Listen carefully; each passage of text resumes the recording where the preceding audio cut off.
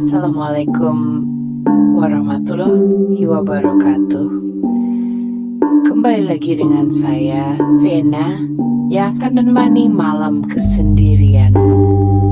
Sebelum masuk ceritanya, tarik selimutmu, matikan lampu kamarmu. Mari kita simak ceritanya. Jantungnya langsung mencelos. Astagfirullah. Ia buru-buru meraih tas kecilnya dan mengeluarkan sesuatu. Sebuah pisau lipat. "Pergi, nyalakan motormu." "Kita mundur pelan-pelan," bisiknya tegas. Pergi dengan tangan gemetar berusaha menyalakan motornya. Namun, motor itu ikut mati. Deng! Kilatan petir menerangi jalanan selama sepersekian detik. Dan dalam kilatan itu, sosok tadi sudah lebih dekat. Jauh lebih dekat. Sekarang jaraknya hanya sekitar 20 meter dari mereka. Matanya yang hitam pekat kini bisa terlihat lebih jelas. Dan dari bibirnya yang menyeringai, darah mengalir perlahan.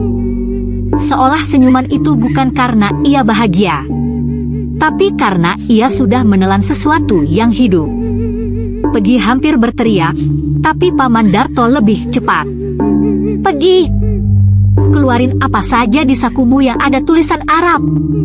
Pergi panik, buru-buru merobos sakunya dan menemukan sebuah kertas doa lipat. Doa perjalanan yang biasanya diberikan ibunya.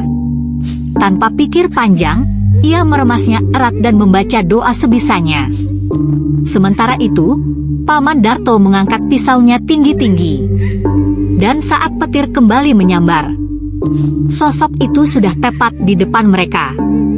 "Mau kemana?"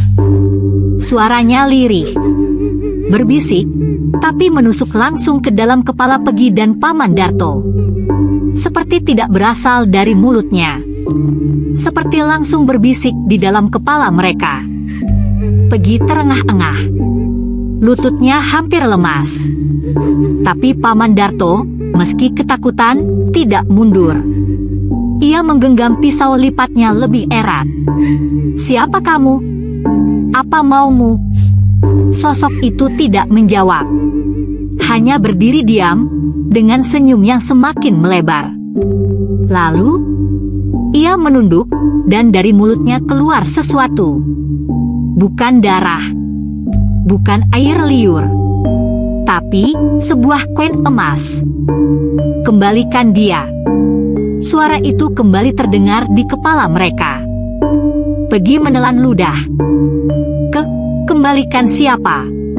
Sosok itu perlahan mengangkat tangannya yang panjang, kurus, dan mengarah ke Pergi. Dan saat itu juga, ponsel Pergi berbunyi. Nada deringnya terdengar nyaring di tengah hujan dan angin yang menderu. Ia melirik layarnya. Nomor Yanto. Pergi merasakan bulu kuduknya berdiri.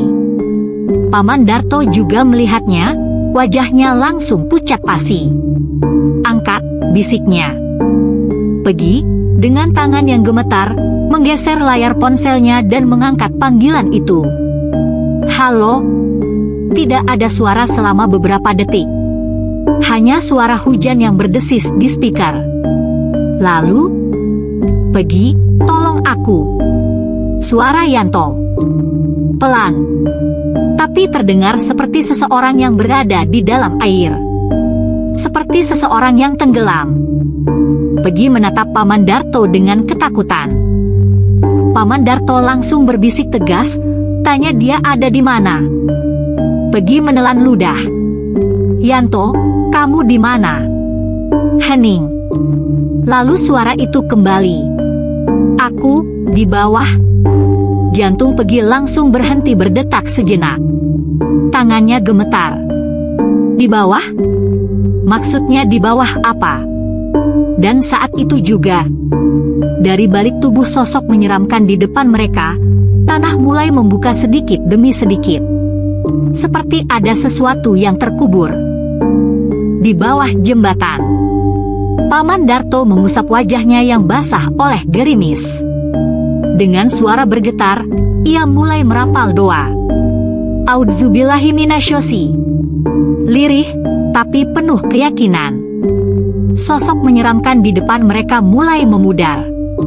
Senyum lebarnya perlahan menghilang, matanya yang hitam pekat mengecil. Lalu, dor! Seperti ledakan angin yang tiba-tiba, sosok itu lenyap begitu saja, menguap ke dalam gelapnya malam. Paman Darto dan Pegi tersentak, saling berpandangan dengan napas memburu. Ayo! Kita harus cepat ke GPS Yanto, ujar Paman Darto dengan nada tegas. Pegi, meski masih gemetar, langsung mengangguk dan menyalakan motornya yang entah kenapa bisa hidup kembali. Mereka segera melaju, menyusuri jalan yang kini terasa semakin sunyi. Di ujung jembatan, tak butuh waktu lama, mereka sampai di ujung jembatan tua yang tampak usang. Jembatan itu menyeberangi sungai kecil yang airnya hitam pekat. Tidak ada lampu jalan di sekitar sini. Hanya ada suara gemericik air dan sesekali bunyi jangkrik yang terdengar terlalu nyaring. Pegi menyalakan senter dari ponselnya, menyorot ke sekitar. Sinar putih itu menari-nari di antara rimbunan semak dan batang pohon yang menjulang. Paman Darto berdiri diam, matanya menelusuri sekitar. Ia bisa merasakan sesuatu. Ada yang tidak beres. Lihat GPS Yanto lagi, katanya. Pegi buru-buru mengecek ponselnya. Titik lokasi Yanto masih di sini. Tapi, aku gak lihat motornya, gumam Pegi, mulai panik. Paman Darto menarik napas dalam. Lalu dengan suara pelan, ia berkata, Yanto dibawa ke dunia mereka. Pegi menoleh tajam. Apa maksud paman? Paman Darto menatap gelapnya bawah jembatan. Suaranya serius. Kuntilanak yang tadi, dia tidak hanya menampakkan diri. Dia menyeret Yanto masuk ke dunia mereka. Pegi merinding. Dunia mereka? Jadi kita harus gimana, paman? Tanyanya dengan suara bergetar. Paman Darto tidak langsung menjawab. Ia justru melangkah menuju sisi jembatan, menyorotkan lampu senternya ke bawah. Pegi mengikutinya, dan ketika ia melihat ke bawah, jantungnya nyaris berhenti. Di bawah jembatan, di pinggir sungai yang airnya berwarna hitam pekat, ada motor Yanto, tergeletak di lumpur. Seperti sudah berjam-jam di sana. Tapi, tidak ada tanda-tanda Yanto. Hanya motor yang basah kuyup, dengan mesin yang masih hangat. Seolah baru saja ditinggalkan. Mencari di bawah jembatan. Tanpa pikir panjang, mereka berdua turun ke bawah jembatan melalui jalur tanah yang licin. Pegi hampir terpeleset, tapi Paman Darto dengan sigap menarik tangannya. Sesampainya di bawah, mereka segera memeriksa motor Yanto. Lampunya mati, bodinya penuh lumpur. Pegi menyentuh sadel motor itu. Masih hangat. Dia pasti masih di sekitar sini, paman, katanya dengan napas memburu. Paman Darto mengangguk. Tapi kita harus hati-hati. Mungkin dia tidak berada di dunia kita sekarang. Pegi menelan ludah. Apa maksudnya? Pegi, jangan takut. Aku butuh kamu tetap fokus, ujar Paman Darto sambil merogoh saku jaketnya dan mengeluarkan seikat kemenyan dan tali putih. Pegi membelalak. Paman, itu buat apa? Paman Darto tidak menjawab. Ia justru mengambil segenggam tanah di sekitar motor Yanto, lalu menciumnya.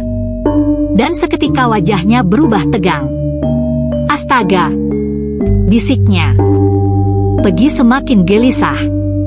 Apa? Ada apa, paman? Paman Darto menatapnya. Lihat baik-baik di sekitar sini, Pegi, katanya pelan.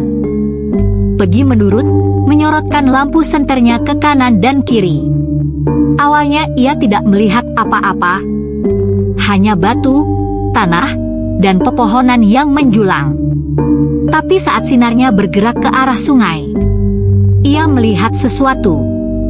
Jejak kaki. Jejak kaki menuju ke dalam air sungai yang hitam. Dan yang membuat Peggy hampir kehilangan akal sehatnya. Jejak itu hanya satu arah. Seolah sesuatu masuk ke dalam air, tapi tidak pernah keluar.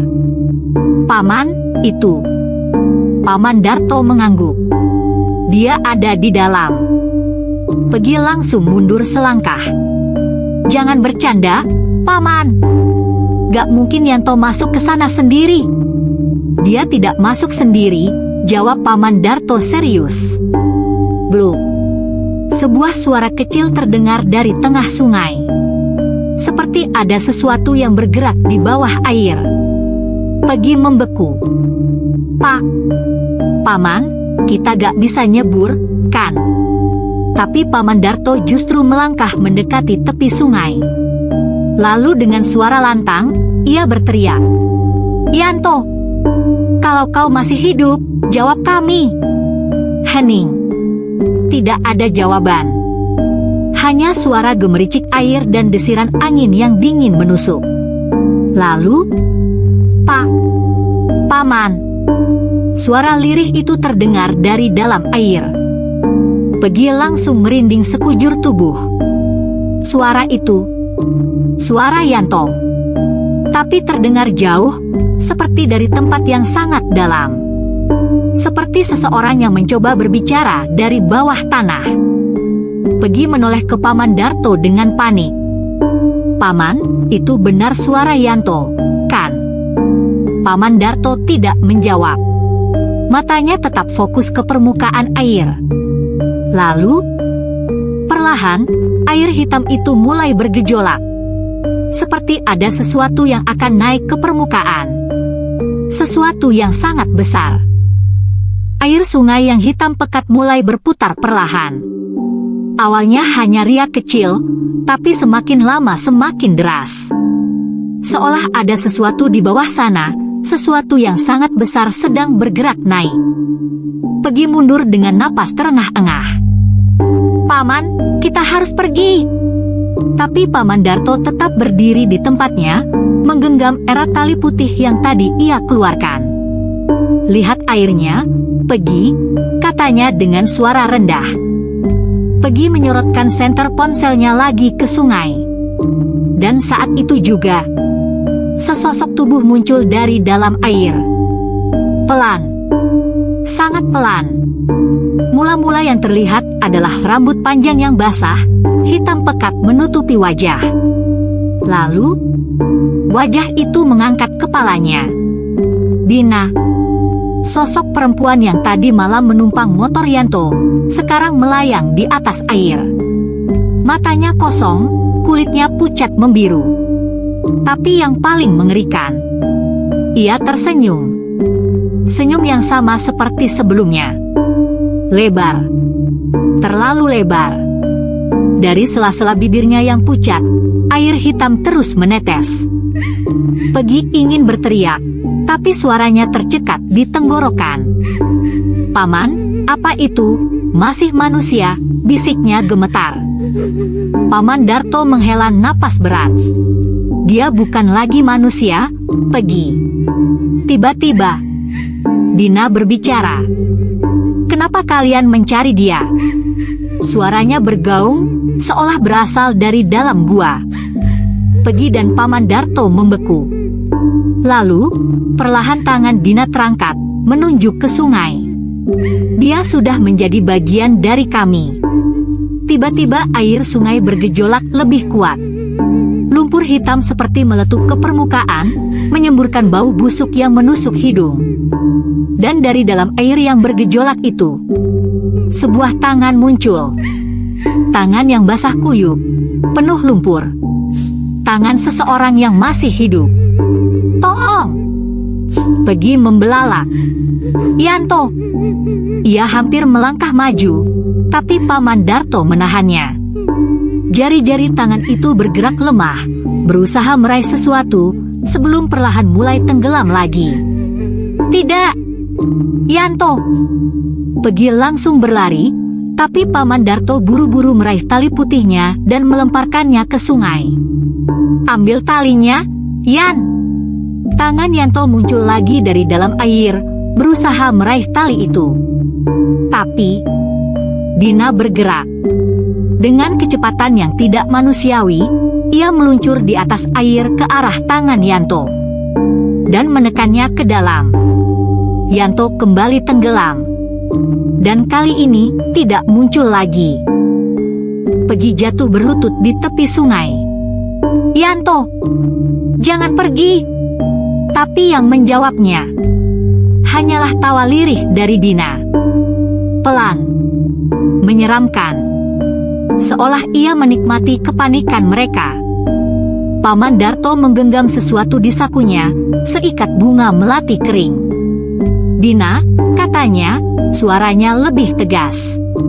Sosok perempuan itu perlahan menoleh. "Dia bukan bagian dari kalian," lanjut Paman Darto. "Kembalikan dia." Dina menatap Paman Darto, lalu tersenyum lebih lebar. "Dia sudah membayar." Pegi mengernyit. "Membayar apa?" Dina menoleh ke Pegi, lalu tangannya terangkat, menunjuk ke saku jaket Pegi. Pegi merogoh saku jaketnya dengan panik, dan jantungnya langsung berhenti sesaat. Koin emas. Koin yang kemarin ditemukan Yanto di saku jaketnya, sekarang ada di saku Pegi. Pegi menatap Paman Darto dengan ketakutan. "Paman, ini." Paman Darto memejamkan mata sejenak. Lalu dengan suara berat, ia berkata, "Ini adalah perjanjian." Yanto tidak sengaja menerima koin ini, dan tanpa sadar, dia telah memberikan dirinya sebagai bayaran. Sekarang kita harus mengambilnya kembali. Dina tertawa kecil. "Tidak semudah itu, Pak Tua." Air sungai mulai bergejolak lebih liar, seolah ada banyak makhluk lain yang bersembunyi di dalamnya. "Kalau kalian ingin mengambilnya." Dina mengangkat satu tangannya, dan dari dalam air, sesuatu mulai muncul. Sebuah bentuk pintu batu besar yang penuh dengan ukiran kuno. Pintu itu muncul perlahan dari dalam lumpur, dengan simbol-simbol yang tampak seperti tulisan yang tidak bisa dibaca. Dina tersenyum tipis. "Masuklah," katanya. "Kalau kalian bisa membawa dia keluar, kalian boleh memilikinya kembali. Tapi jika tidak..." Matanya yang hitam pekat berkilat. "Kalian juga akan tinggal di sini selamanya." Pegi menatap pintu itu dengan tubuh gemetar. "Paman, kita benar-benar harus masuk ke sana." Paman Darto menarik napas dalam. Lalu, dengan mata yang penuh tekad, ia melangkah maju. Paman Darto berdiri tegak di depan gerbang batu yang muncul dari dalam air. Pintu itu dipenuhi ukiran aneh, seperti simbol-simbol yang berputar dan bergerak perlahan, seolah hidup. Pegi menelan ludah. "Paman, ini beneran dunia lain." Paman Darto mengangguk. "Ini batasnya. Jika kita masuk, kita harus cepat. Jika tidak..." Ia tidak melanjutkan kalimatnya. Mereka berdua tahu, kalau mereka terlalu lama, mereka juga akan terjebak di dalam selamanya. Tiba-tiba, gerbang itu terbuka. Udara dingin keluar dari dalam, membawa aroma tanah basah dan anyir darah. Dan di dalamnya, hanya ada kegelapan. Paman Darto menoleh ke Pegi. "Jangan lepaskan tanganku. Apapun yang terjadi." Pegi mengangguk cepat, meski tangannya sudah basah oleh keringat dingin. Lalu, dengan langkah mantap, mereka masuk ke dalam. Begitu melewati gerbang, suasana berubah drastis. Udara yang tadi terasa dingin kini menjadi panas dan menyesakkan. Langit di atas mereka berwarna merah tua. Dan di sekeliling, hanya ada kuburan. Kuburan yang berjajar tanpa nama. Lalu terdengar suara isak tangis. pelan, tercekik. Pegi merinding. "Paman, suara apa itu?" Paman Darto menajamkan pendengarannya. "Itu Yanto." Mereka mempercepat langkah, menelusuri jalan sempit yang berliku di antara kuburan. Sampai akhirnya, mereka melihatnya. Di tengah tanah lapang, Yanto terduduk, tubuhnya lemah, wajahnya penuh luka. Di belakangnya, Dina berdiri, menatap mereka dengan senyum mengerikan. "Kenapa kalian datang?" tanya Dina dengan suara bergaung. Paman Darto menggenggam tali putihnya erat. "Dia bukan milik kalian," katanya tegas. "Kembalikan dia." Dina tertawa pelan. Terlambat. Lalu, tanah di bawah Yanto mulai retak. Pegi membelalak. "Paman, tanahnya ambles." Yanto mulai terseret ke dalam tanah yang hitam dan berlendir. Tangannya mencakar-cakar tanah, berusaha bertahan. "Tolong, Paman." Suaranya lemah, putus asa. Paman Darto bergerak cepat. Ia merogoh sesuatu dari dalam jaketnya. Sebilah keris kecil. Pegi terkejut. "Paman, itu apa?" Paman Darto tidak menjawab. Ia langsung menancapkan keris itu ke tanah.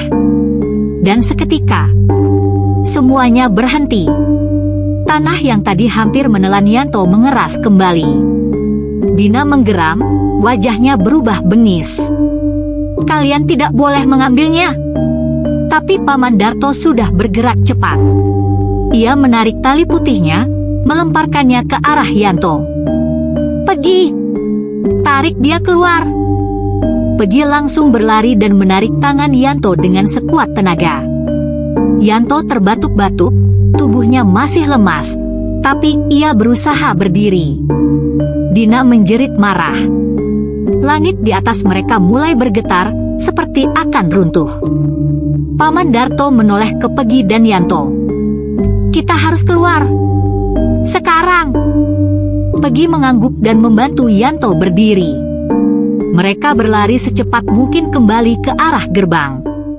Dina mencoba mengejar mereka, tapi begitu Paman Darto melemparkan bunga melati ke tanah, semuanya mulai runtuh. Dina menjerit, dan gerbang itu tertutup tepat saat mereka melewatinya. Begitu mereka keluar, semua kembali seperti semula. Tidak ada lagi gerbang batu. Tidak ada lagi langit merah. Hanya sungai yang hitam dan suara jangkrik di malam hari. Yanto masih terbatuk lemah. Pegi menatapnya dengan mata berkaca-kaca. "Lu gila, Yan, hampir aja." Yanto tersenyum lemah. "Gue kira udah mati tadi."